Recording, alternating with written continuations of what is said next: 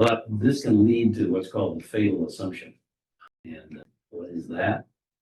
Well, if you understand the technical work of a business, then you understand the business that does technical work. That's the assumption. Hey, I know how to produce this item. I know how to perform this task. Therefore, I know what a business would look like that does this. That's fatal.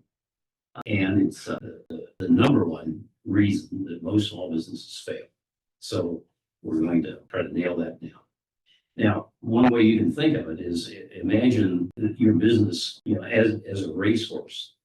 Now, you aren't the horse.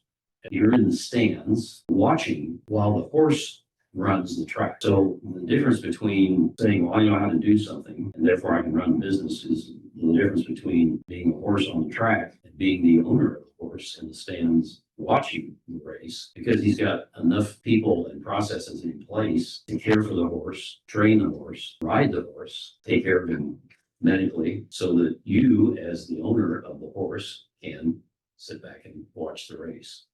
Keep that in mind as we talk through how to avoid the fatal assumption. The technical work of a business is whatever the technical work is.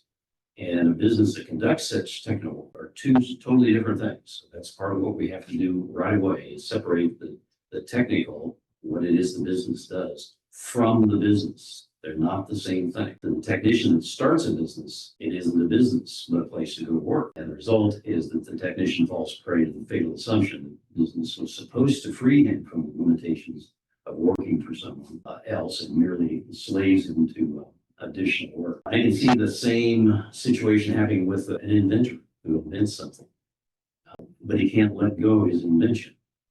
And his baby is the invention, and to turn that over to someone else to take on the work needed to get this item into production and distribution can be really hard, for some people impossible. But until he can let go of that baby and turn it over to others, he's limited, and he's stuck with that fatal assumption that what he knows is enough to operate a business, and